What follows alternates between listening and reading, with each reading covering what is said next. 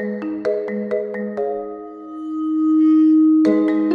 so good day and welcome to another episode of Breakthrough. Again, I'm Joan Gallagher here with my co-host and companion. Christian Murphy, how are we doing? Welcome. Let's break through. Let's do it. We will break through, and today we have, which we haven't had in a bit, a wonderful guest. As you can see, we have Brittany Koteles with us. And Brittany is a friend of our community, and we have been working with her, and it's just been wonderful. So welcome, Brittany, and so happy that you can make the time to be with us. Hi, guys. It's really good to be here. Good. So, Welcome. Brittany, maybe just for those who don't know you, maybe you Mm. could just tell us a little bit about who you are. Well, hi to those that I don't know or don't know yet. I'm Brittany, and I'm calling from my home in Milwaukee. I live about 2 blocks from Lake Michigan. I think most folks from the Brentwood community know me as Brittany from Land Justice Futures, which is a lot of what we're going to talk about today. So, I work with an organization that supports religious communities to connect um, their the deepest parts of purpose and charism with decisions about the lands that communities have loved for a really long time, especially when there are decisions that are about the transition of those lands. How do we embody the call of the gospel and the call of religious community in the way that those decisions are made. And I won't go too far into the backstory, but I will say that this work was not the life plan. It was an unexpected turn in the path, and a calling that grew out of the nuns and nuns movement. So that's NUNS, like Sister Joan here, and NONES, which is kind of a nickname given to the half of the millennial generation that is not affiliated with a religious institution. And for yeah, in my late 20s, I met sisters kind of alongside this group of spiritual activists of many different kinds of backgrounds and was so inspired by the way that religious life does create the container for living otherwise and living what's outlined in Acts 2, what the real call of Jesus to um relinquish our ownership, our attachment to worldly possession and instead to live out of love and to relinquish all to God. I was kind of, my mind was blown when I learned about the commitments that sisters take and the way that community really does form an alternative, like the conditions to live alternatively, even in this like late stage capitalist time. I saw religious communities really living that out. It blew my mind. It changed my life. I was just like, I want to hang out with the sisters and learn everything I can from them. Fast forward 6 years later, I am now the director of Land Justice Futures. Not the plan, but here we are following Spirit's call best we can. I'm glad you're following Spirit's call, and I was curious. Like, was it starting with Land Justice Futures? Like, what was the thing in your late 20s that really specifically saw that for you? You know, for me, it was being a campus minister at a college that was a CSJ college, Uh-huh. and really getting to know people closer and seeing it like that. What was it for you? Was there a specific thing that just like did it for you? I was in a community of people at the time we had all sort of found each other. We were living all across the country and we were activists, artists, community builders, uh, community organizers, working for peace and justice in the world. And we were all sort of the ones that ended up sort of holding the spiritual space at the vigils and the protests and the actions and in the work. And I remember the day after the 2016 election, biking to work and holding a vigil for my whole office. So so I felt called to, what sisters would call pastoral care, ministry, and certainly to s- the spiritual support and the spiritual path that's needed to walk the path of justice. And I was like, how do I form myself in this, given that I'm not affiliated with a religious institution? I can't go to like divinity school is interspiritual, but it feels retrofitted for what is mostly a thing that was designed for kind of congregational ministry in a church. Spoiler alert, I think I'm more Christian now than ever because through this all I met sisters and I was like, oh, okay, there's like different ways to think about this. Let's read some Ilia Delio, let's read some Tirabunda Murchu, let's read some liberation theology. Um, but at the time, I was part of this alternative to divinity school, and Krista Tippett from On Being Yes. got really excited about this because she was seeing in her work seekers flocking to On Being and desiring deeper formation and not knowing where to go for it. So she supported this alternative divinity school. We called it Alt Div. And she connected us with mentors. We were like on Zoom with Walter Brueggemann and Mirabai Starr and like kind of just trying to find our path. And we were invited to. So here's the moment. I'm getting to your question, Christian. We were invited to this big gathering that On Being was hosting in California, in Santa Cruz, in this beautiful, fancy convention center in the Redwoods. And the food was fancy and, like David White is on stage reciting poetry and all these interesting people are there and it was amazing. And then we left. We were driving back to San Francisco and my friend Adam Horowitz, who's one Mhm. of the co-founders of the Nuns and Nuns movement, said, "Hey," which was just starting out at the time. Nuns and Nuns was just starting out and he said, "Hey, we're gonna pass Burlingame. It's where the Sisters of Mercy are. I've been getting to know them. Do we want to stop there for dinner?" They've asked. So we said, sure, let's stop for dinner. So at this point, I had never hung out with a sister. And I'm coming from this sort of like mountaintop experience and on being in the Redwoods.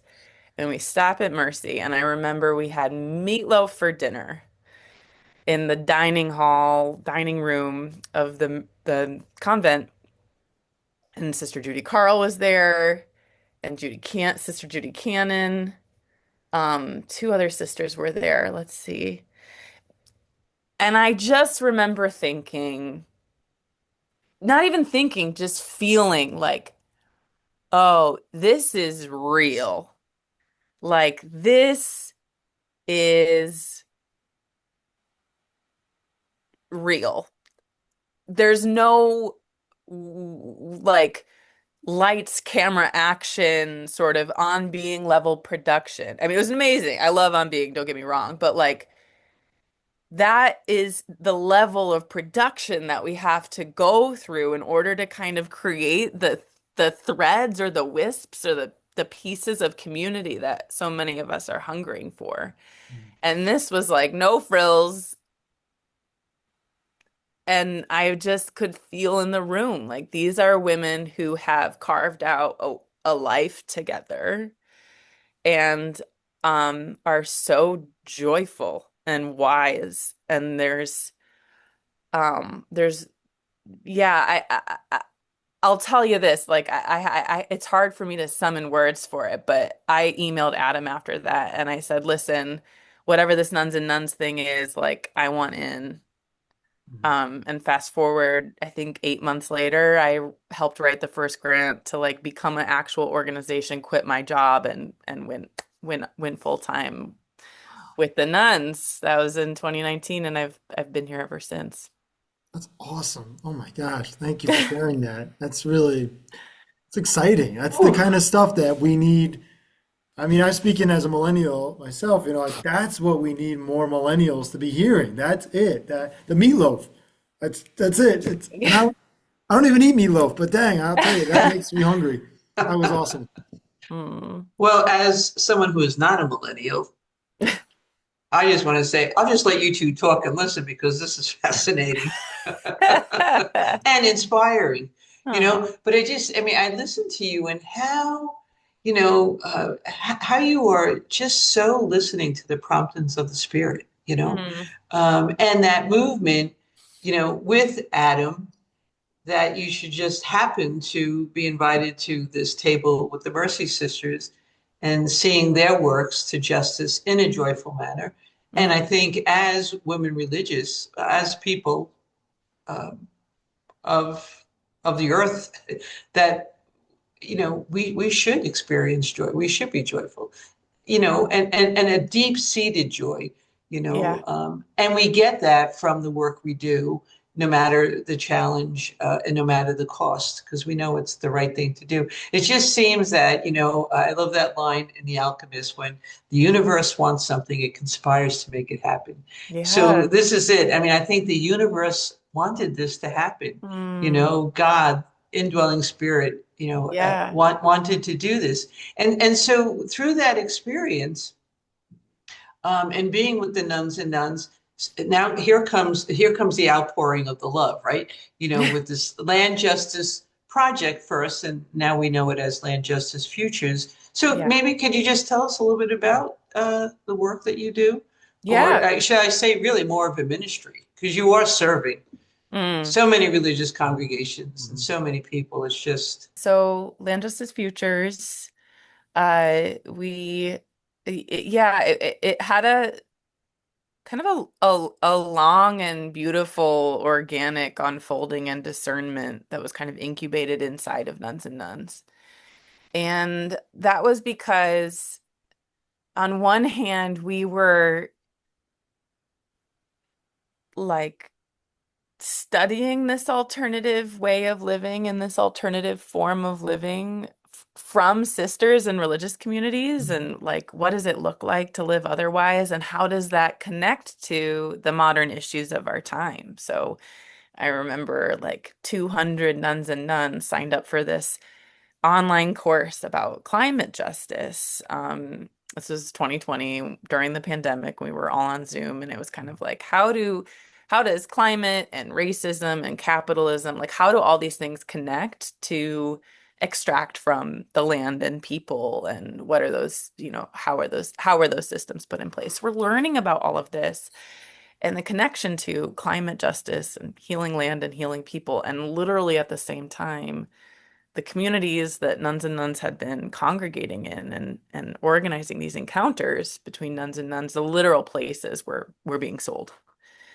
And meanwhile, the movements for climate justice and the communities that are a part of those movements were, land access was one of the biggest barriers to doing the kinds of joyful experimentation they wanted to be doing in the world. So we were kind of like in the middle between these two groups and sort of seeing how the puzzle pieces might be able to be fit together. And also we were like, who are we to say? Like, we're just here to hang out and learn from these women. And so it was a long discernment and kind of ongoing conversation with sisters and leaders of their own communities who slowly, and Joan, you were there in some of those early conversations, mhm. like who were saying, um, there's so much going on in our communities, and we want to be supported and liberated to think as prophetically as we do about all of our ministries in the way that we think about what is the future of the lands that we love. And so we said, great, let's start an organization together. And the nun said, oh, no, no, no, no. we're busy. You started. And so in 2022, we spun out what is now known as Land Justice Futures from kind of the core work of Nuns and Nuns. And what we do is we support communities to religious communities to discern the future of their land through what we call a land justice lens. So grounding decisions in about how land is used and loved and governed and stewarded into the future, grounded in uh, a direction toward repair, ecological repair and racial repair, human Mhm. repair, and building community power. And so we're kind of peeling back the business as usual process that often happens once a community decides now or in a year or in 5 years or in 20 years, we're gonna transition this property from our ownership. We're saying, okay, what if we don't do this kind of the status quo way? What possibilities could be uncovered if we really put at the center the call in Laudato Si to heal the cry of the earth and the cry of the poor? And to hear that as one intertwined call. It's not two separate calls, but the way that we love and care for the land um, can be a way that we live out that call that Pope Francis called us to. So I can say more about what that looks like, but I've been rambling for a while, Well, so yeah, I'll this let is you. well, ramble on. I mean, it's got so many layers to it. I feel like I have like a bajillion questions of different ways in which we can take the rambling, so to speak, because it's really beautiful. Wow, the maturity and the depth of the language around land and ownership and property, whether everything from the coffee cup Absolutely. in the cafeteria to bigger projects, there's just this sense of awareness of nothing belongs to us. We all can share That's it and right. we can all experience it. And that doesn't have to be a threat. And I have to say, I kind of feel like Mhm. grew up in the suburban mold thing of like, this is kind of scary, this is, I don't Yeah. know. And so how do you find it's kind of like a challenge opportunity question here. Like, did you find a lot of challenges when you started with people having to really warm up to this? And then were they there, or was it just straight into opportunities and saying like everyone's like, ah, thank God you're doing this. Like we've needed the push. Yeah. I love what you're saying about like, yeah, the language around the coffee cup. Or I remember what in that meatloaf conversation, Sister Judy Carl was reflecting on how when she was in the novitiate, I think Sister Judy's she's in her 80s, so it was a while ago, and she talked about how you would call this pen not this isn't my pen, it's the pen of my use.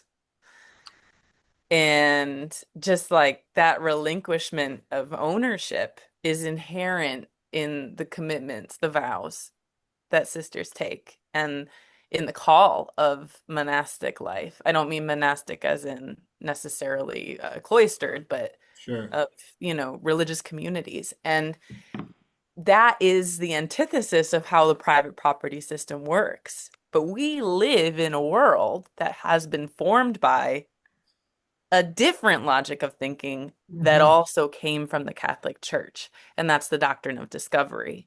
Mhm. So we know that I'm going to go on a little journey here, but I will get back to your the original question around um what, you know, were how did people react when we started doing this? But I'll just say, on one hand, we have that logic of the vow of poverty, of the gospel, of the commitments that sisters have made for their lives.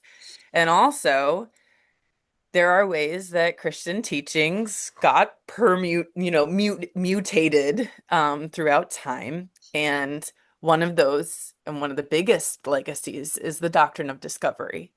That in the 14th and 15th centuries, there were papal decrees that said land unoccupied by Christians is empty and open to be discovered and that that land and those people should be conquered, vanquished, captured, and subdued. We know all that. I feel like people are kind of waking up to the doctrine of discovery, but what I don't think most people today realize is that the foundation of modern property law directly cites those papal decrees. So when we were a young baby country and the first property dispute cases were being heard by our Supreme Court, and the Supreme Court ruled, made its decisions, what the Supreme Court used to cite the legal precedent saying discovery is the foundation of title. Discovery is the foundation of title. Finders keepers. It's ours. That logic, that citation in the outset of our country's legal building blocks, right at the heart of it is the citation of those papal bulls. And so, because the question you're asking, Christian, of like, how do people feel about this is because we're swimming in that water. Every time we interact with a deed, with the idea of land as property, with a no trespassing sign, with the expectation of how people should behave on our property. Like all of that is the water that we're swimming in. And that's the building block that it was founded on, which is actually this empire co-optation of Christian teaching.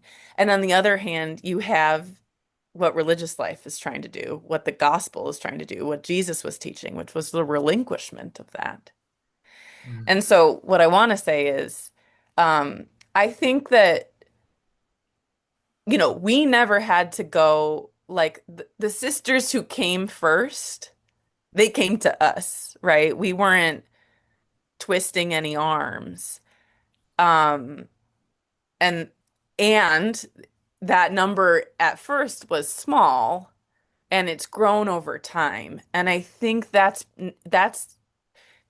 this work of, the vow of poverty and this way of thinking about oneness. I mean, this is loving union is the the charism of the CSJ, community. And so that's not new, but sometimes because of the water we're swimming in, we don't connect land ownership with that call because it's so ubiquitous. And also, there's so much going on in religious life that the idea that there's something more creative and more relational that's possible, that idea is not accessible. And it's item number 117 on a religious community's leadership team's to-do list.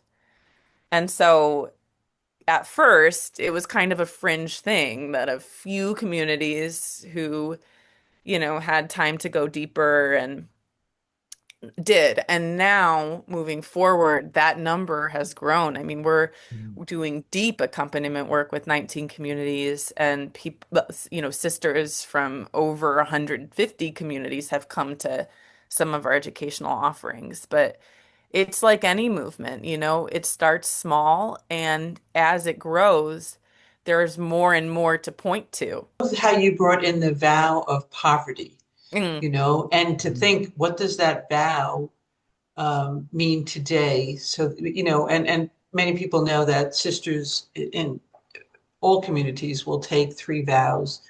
And one of them is this vow for poverty, that we are constantly discerning and contemplating how do we live into this. And some have start to name it as mutual sustainability.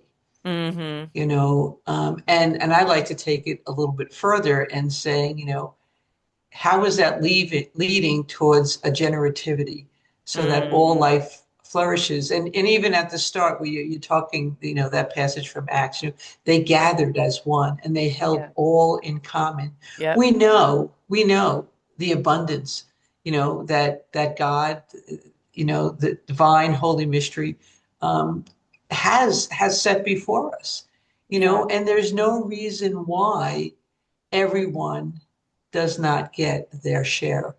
And yet, as you pointed out, the way the law has been set up, and in cultures such as our own, you work your way up, you earn it. And if you earned it, you hold on to it and you keep it. Um, and we know, right, and how the church is involved in this. Hmm. And it was wonderful to hear when Pope Francis went to Canada and really visited with the people, listened, prayed with them, apologized, Yeah. especially for the boarding schools and the treatment of the indigenous people of that land.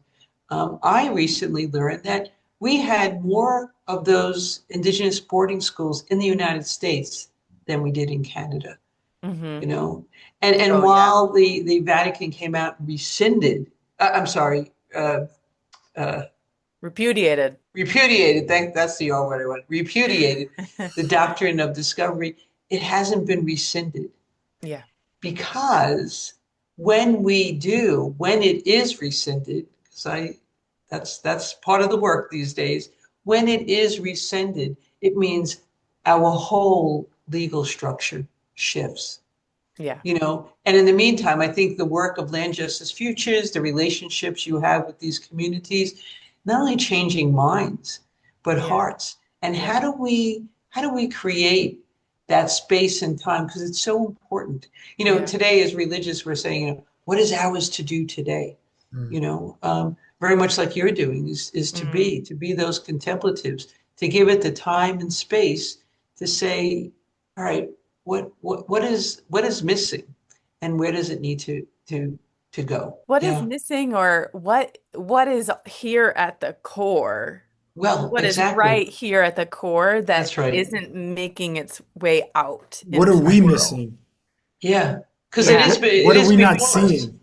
Yeah. Exactly. That's What's right here Yeah. now. that we're not seeing? What's Yeah. possible that we're not Yeah. seeing? Yeah.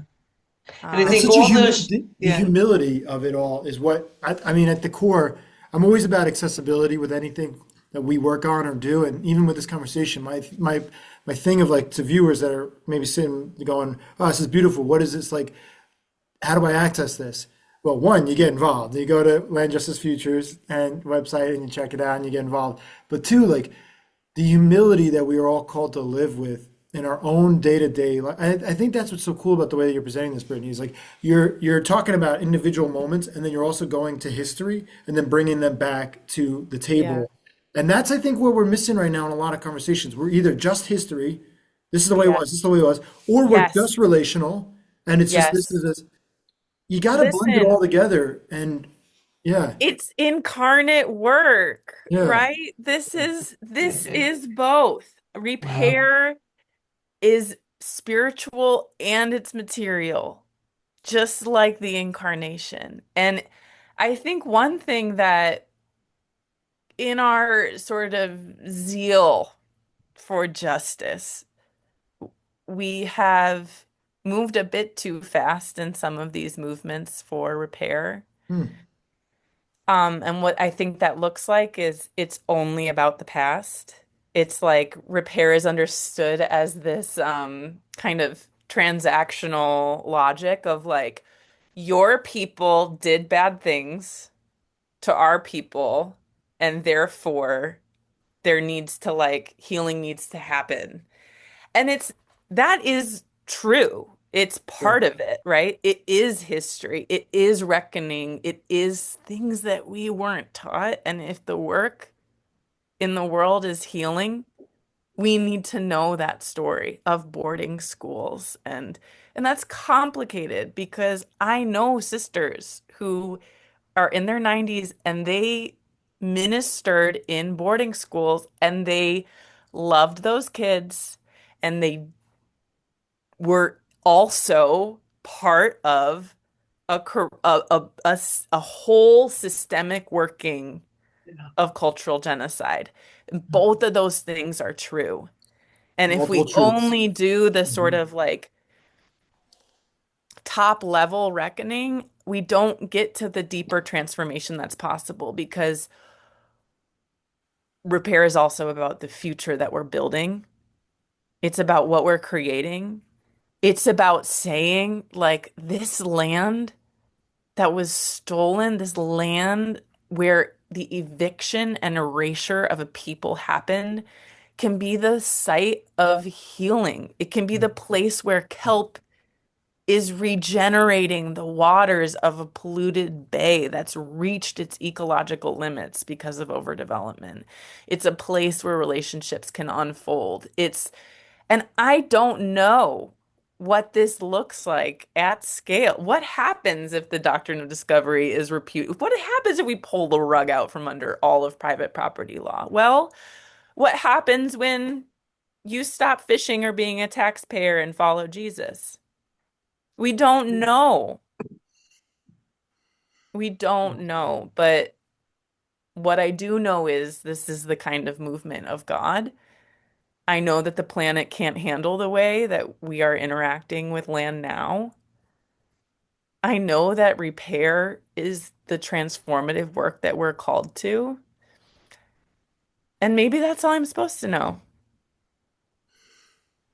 This is good. All right. So, Brittany, tell us, give us the quick here on how people can get involved, what they can do. Yeah. Give us what's out there for them. Landjusticefutures.org is where you can find us and learn along with our movement.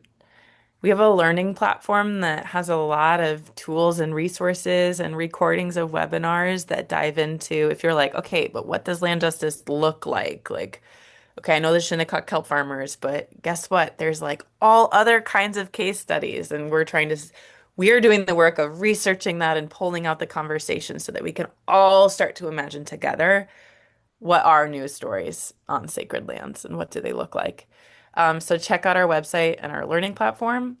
And if you're part of a religious community that is making decisions about land now or in a year or in 5 years, you can right now join our Focus Communities program. That's the cohort that Sister Joan talked about.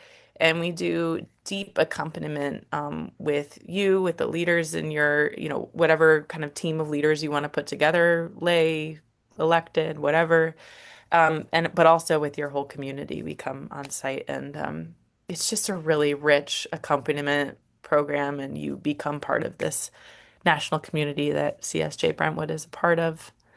So yeah, check us out, and yeah, we'd love to have you be a part of the movement. Thank you so Oh, much for your we sharing. are. Yeah. Oh, I know you are. I'm talking to the viewers. Oh, He's okay. talking to the Yeah, people, Joan, yeah, right? yeah, Okay. Yeah, yeah. yeah. Or come learn more about the movement you're already a part of. Yeah. Learning is lifelong. And we'll put all of these links in our Yeah. little, yeah, Great. which is good at that. Wow, Brittany, I know we had hoped to have you here with us in person, but the skies and the Yeah. situation prevented you from coming this way. Um, anyway, but you're always welcome, and no matter how we connect, it is important to continue to connect it You'll be back. We're because we gonna are. we're gonna we're gonna do this again. And I gotta Great. say, I was thinking, I'm bummed that you couldn't be here so we could do this in person. But as you're going, I'm like, I think it would have been dangerous if we were all in the same room. The conversation, a fire might have started we would have had a 2 hour long episode here, which maybe isn't a bad thing, but because there's a lot of movement here, and so it inspires me to say, all right, we'll be back. We're gonna revisit Yeah. this. There's more Yeah. to unpack I here. really want to come visit. So, Yeah. Well, well, thanks thanks so for much. having me, you Thanks guys. so much, Brittany. Always, I mean, what a blessing to always be with you, really. And anything you need, you got our support, our prayers. We're with you. Thanks for watching this edition of Breakthrough. If you like what you saw, please like, comment, and share with a friend. Also, be sure to subscribe to this YouTube channel, Sisters of St. Joseph, Brentwood, New York, for more content and future episodes of Breakthrough.